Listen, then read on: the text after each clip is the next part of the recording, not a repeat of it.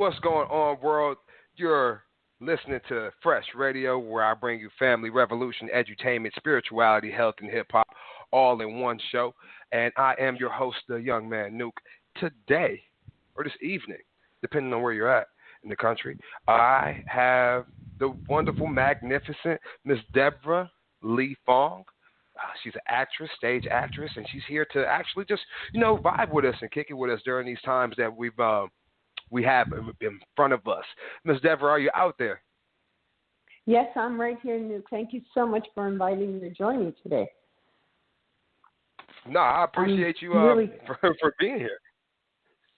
Absolutely. Thank you. With everything that's going on, it's refreshing to have another voice to talk to, another voice to share some ideas with, and maybe just share some hope for the future and for our current time. This has been the most challenging several months for all of us, and facing a pandemic, and now facing and having serious conversations about what we need to really explore in this country, what we need to change. So I'm happy to join you, and I'm happy to share some ideas and kick it, as you say. Yes, ma'am. I will say this. We will touch on a lot.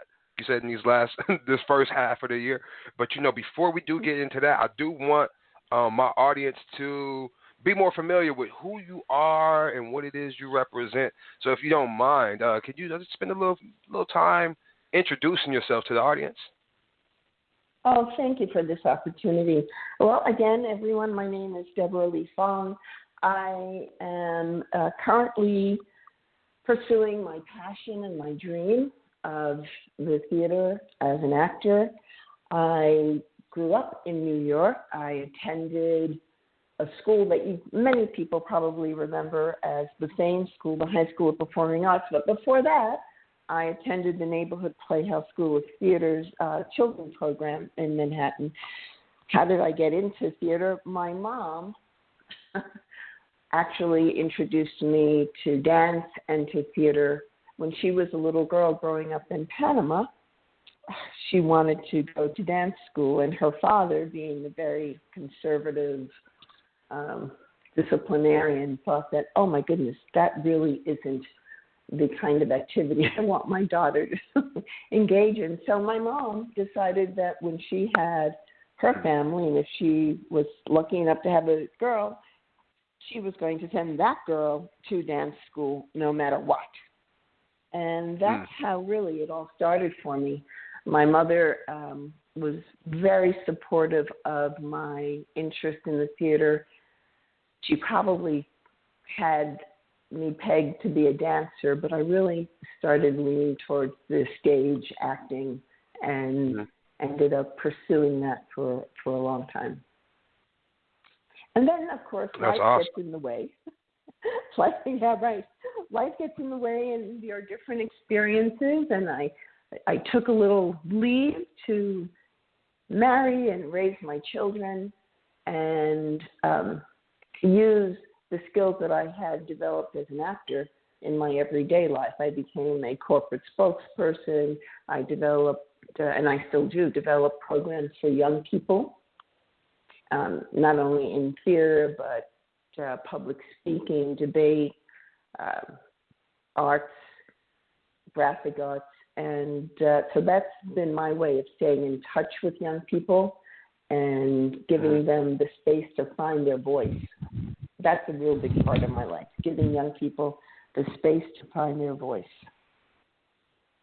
I like the fact that you said that this was instilled in you as a child. And even though your mother might not have wanted you to go one direction, she still was there for you and instilled these drives into you at a young age. A lot of children don't have these drives that they're passionate about. So it's one thing. It's commendable to your mom to actually put the flame over your passion. So I definitely respect that. When you had to leave and take your leave of absence to I guess you could say be a normal person in the society. What do you feel was the one thing that kind of pulled you back out of that normality, if you will, and got you back into like the industry, yeah. if you will? It never left. The idea of the kind of career that I was pursuing, that I have pursued for so many years and have had great success in, is public relations, right? And community development and working with people and presenting and listening and acting on what ideas other people had given me. So I really did use all the skills that I had studied for so long to be comfortable in my own skin, which is why it's so important for me to give that to young people, to give that back, to be able to stand up and aggressively listen to what other people are saying to me, which is something that makes your stage life very important, to listen, to have a moment-by-moment experience, to know what my super objective might be by the end of a session, but also to be flexible enough to listen and understand what other people are saying and change. So those yearnings and those skills and I guess the talent to do that never left me. And the time came when the opportunity presented itself for me to say, oh, you know what? I have the time now, and I had the experience and much more freedom as an adult, as a human being, to explore areas in my own soul that perhaps when I was younger I was a little bit more inhibited about. So it's a level of maturity that I've reached. I don't say that I've learned everything, because I'm learning something every day about the practice, and but I certainly have much more freedom in my own soul to explore.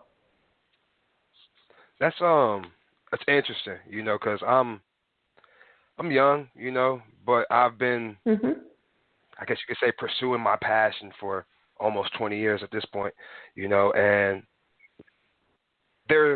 even during this little 20-year span, there's been moments of flourishing creativity, and then there's been levels where I haven't done anything, and during those moments when I don't do anything, that's when I get people asking me, am I still doing what I was doing in the past the most, and I think it's crazy because me, then that this is a part of me. And my response to that is like, man, you still rapping? I'm like, man, you still breathing? And they look at me like I'm crazy because I'm like, yeah, no, it's a part of my life. I do it, I relate to you when you say that, the passion never left and it never leaves if it's really a true passion of yours, Just for the listeners out there who may have passions that they put to the side, or as you say, their life became maybe a little bit too hectic and, they focused on any other things. Would there be any advice that you would have to those out there to, I guess you could say, reignite that flame, that passion flame? I think that when you're a creative person, and Luke, what you just said really rang true for me as well. There are moments when you do have a downtime, right? There are moments, it could be months, it could be a year, it could be whatever it is, where you are not following, right? Where you're not producing, where it's not coming out. But I think we have to also understand that in those downtimes, you are doing something else. It hasn't gone from your heart. It hasn't gone from your gut. And what happened to me is when I wasn't acting, you know what I started doing? I started making things with my hands. And I thought I had always thought that I wasn't graphically talented, drawing and using my fingers and crocheting or whatever, making dolls. Yeah. I ended up making dolls at one point. And the creativity comes out in a different way. It does. It just because the passion is creativity, right? You need to be producing. And maybe you're not producing what your focus had been, but it's coming out another way. And I think that the one advice that I would try to impart to your listeners and that I do impart to folks is that don't think that you're not creating and that you're not growing and that the experiences that you're having will not influence what your passion is at the right time. You are absorbing. That's very poignant. It really is. I go through that. I won't say I suffer from depression, but I know I have it from time to time. And I tend to dwell on the fact that I'm not doing or quote unquote pursuing the quote unquote passion, my only passion. But during those downtimes, I started a whole business where I started making soap. Just because I got tired of buying soap from the store. True story. I just got tired of buying soap from the store that I said it would be more convenient for me to make it. And I just started making soap and health and beauty products and things of that nature. And I like my wife, she looks at me like I'm crazy because I'm the one who's like the mastermind behind perfumes, So like, it's just all about being creative and like you said, you have to produce something, and in turn it comes down to, it might not be like soap from music from soap, that's definitely not correlating, but I had to learn how to sell soap, so that made me learn how to sell music better, Exactly. Well, okay, I'm going to give. Yeah. I'm sorry. I'm going to give you a little insight. You and I are very similar. At one point, we had a dog, Jari, and loved Jari, right? Just a great, wonderful Airedale. And I decided that I was going to learn how to make dog biscuits. Now, the whole idea here is that I don't cook, Nuke. I don't cook. I've never enjoyed cooking. Baking cupcakes and decorating them for my children, yeah. But cooking meals, oh my gosh, no, not really. Okay. But I decided that I was going to learn how to make the best organic dog biscuits ever. And I started studying. I bought all sorts of books. I opened my own little business.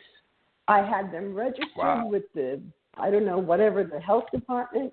I was packaging them. I think I liked ordering all the stuff and putting it together and making the presentation. I had a website because I just needed to do it. I needed to produce. And you're right. Yep. I learned how to sell. I had a website. I was interviewing dog owners. It was hysterical. And then I fell and I hurt my hand and I couldn't bake anymore. So that's and that was the world's way, the universe's way of saying stop. You need to do something else. I want to talk about you don't want to say it like trying to make it seem like you're like Indiana Jones or something, but you had an eclectic lifestyle growing up, and even now, a lot of things that you've done. What or who would you feel would be like your role models? I want to talk about role models in general, but I want to know who you feel your role models would have been in coming up. Okay. Well, I had several role models. I had an art teacher in the 7th grade.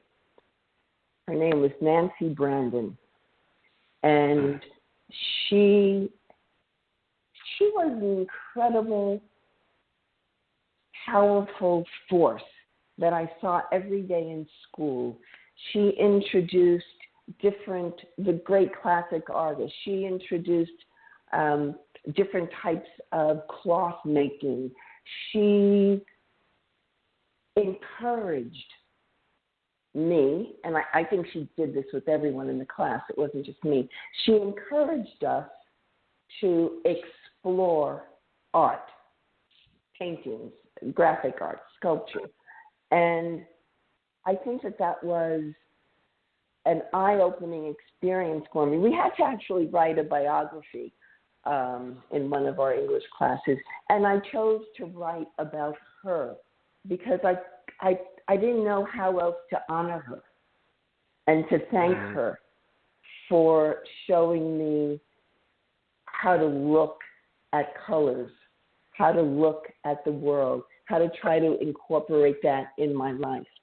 So she was one of my role models, in my early years. And my parents taught me the understanding and the reach that love could have, that understanding could give to people. And also, they were hardworking people. It didn't come easy. They worked hard. They enjoyed life. My father and mother were divorced when I was very young, so I had two households that were mine with siblings in both households, and we all grew up together. I can tell you that when I was growing up, people would say, "Oh, your parents are divorced. Do they get along?" And I would look at them like they were crazy and say, "Yeah, why not?" They have to get along because they have me in common. So they taught me acceptance, understanding, and great motivation. And I was raised by very powerful force of nature kind of people. My grandparents were also very, very strong in my life. So I think my role models really came with Miss Brandon, who I recall very, very fondly. Those were the role models in my life. Yeah, I would say. And it's good that those role models, one, were, I guess you could say, inner circle, and being your grandparents and your parents. And one of the aspects that they instilled was that love. A lot of people don't know it, but love is a determining emotion and factor in a lot of personality types. So just throwing that out there. But the other thing is that you had a teacher that was an outside role model. And a lot of people don't understand that these teachers coming up, they do instill, or try to instill at least, certain types of thinking, we'll say it that way, in any way that they can. And I'm a firm believer in the arts. I love arts, whether it be hand, woodworking, music, it doesn't matter. I love the arts. And I have a lot of people that were in my life to instill that into my life, at different times and different aspects. So I couldn't touch on every one of them. But go ahead. I was going to say the other thing that I was very fortunate was that I did have my grandparents, and I knew all of them.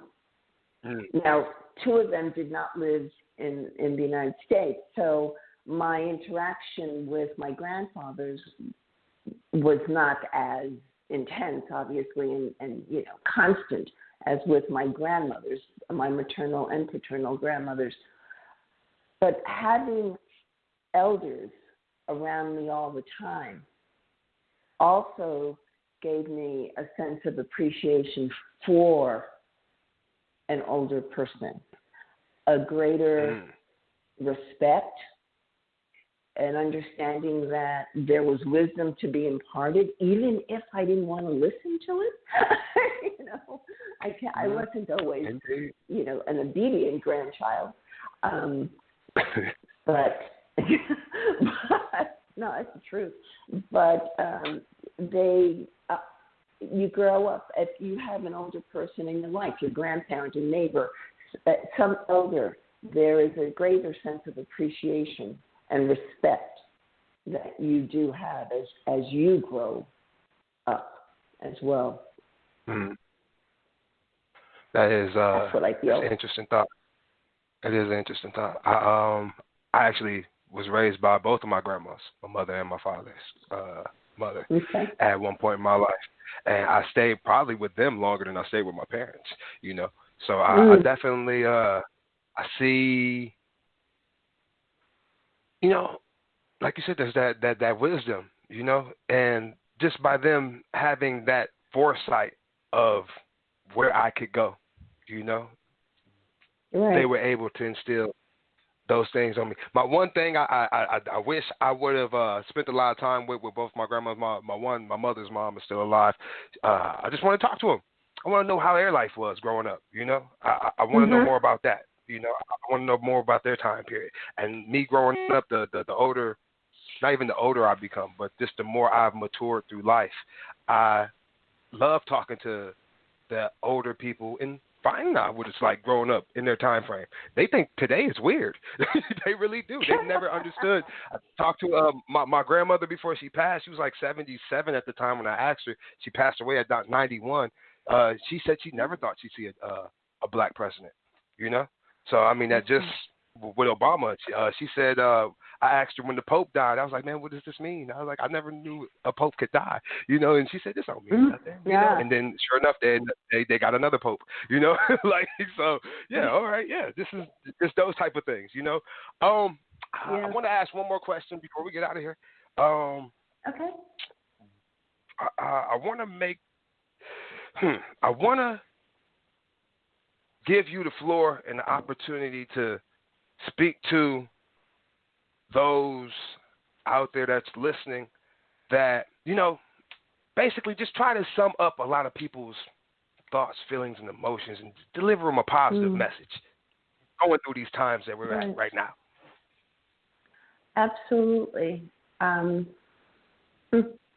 There's so much in my heart, in my heart of hearts, that I would like to share. I didn't mean to put this on you like that. Yeah, no, I hear you. But there's so much to share. And the last several months with the global pandemic and what's going on in our communities throughout the United States in terms of our health and access to health care and the tremendous loss of life that we have experienced. I don't know if anybody has been able to go through this pandemic without knowing someone or losing someone in their life. And correct. That has truly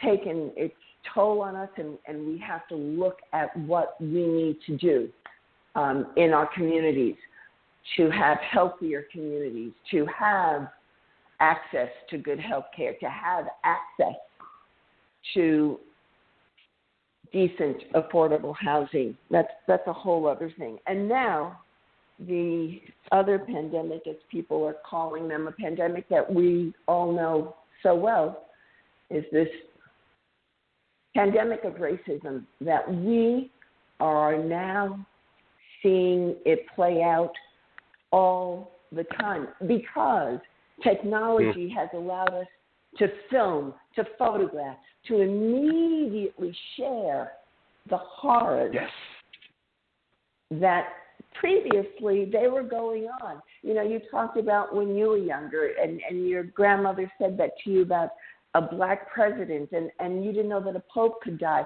Well, I didn't have computers and cell phones when I was growing up. You know, you saw images on TV at night and that was it. You didn't hear about the secrets. You didn't hear about the kind of abuse that has been going on that is part of the American fabric. But now we are, and with the brutal murder of Mr. Floyd and Ahmaud Arbery and the incident in Central Park with Mr. Cooper, we are seeing, and so many other, to make a list of names means that I may be giving a short shrift to somebody else, and I don't mean to do that. But it's just right now we are seeing this in front of our eyes, and it is so hard not to get those images out of our eyes and our souls and our minds. And what we must do, I think, is what we are doing. The protests are bringing much attention. The protests are encouraging our young people, our adults, middle-aged, everybody across the board to take what we have as American citizens and make it count in November, to take the best practices that we see in different communities across the nation and put those best policing practices into effect. We need to reset the environment. We need to reset the training. We need to vote. We need to have people in leadership positions that are hearing us, that are making and that are open and will make the changes that will benefit everyone. We have a history that's hundreds of years old. It's not going to change overnight, but we can start making a change now. We have to stop talking and we have to take action. We have to put action to our words. Positive, constructive action. Yep. That's this is a live show right now, but I mean it is recorded, so that's a lot to digest. You can't go back and listen to it one more time because that's real. Man, it's what do they call it? It's a lot of meat and potatoes right there. Man, we are at the end of the show. I know it goes quick. It really does. People don't believe it, but 30 minutes is real quick.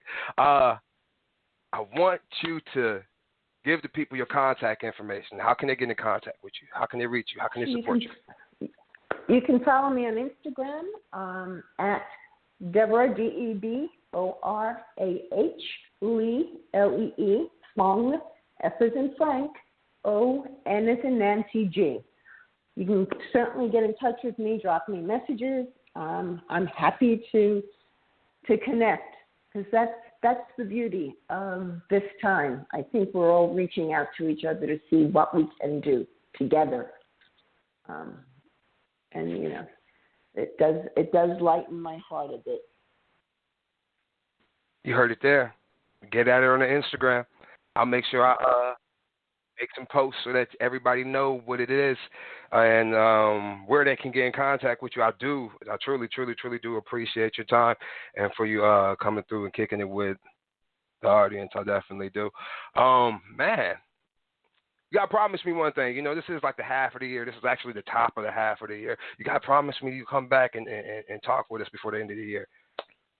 I'm happy to do so, and I know that we're going to have many more positive things to say. We're going to see a change. We are going to see a change, Luke, and it's going to be for the better. We have to believe that. I believe and it. We have to work towards that. We're going to make it happen. Miss Deborah, I do appreciate your time. I do. And everybody out there listening, I appreciate you guys for listening. This was a nice episode of Fresh Radio. We brought you the family revolution, edutainment, and spirituality, health, and hip-hop. If you were listening all in one show, man, y'all be smooth. Peace. Thank you, Nuke. Thank you, everyone.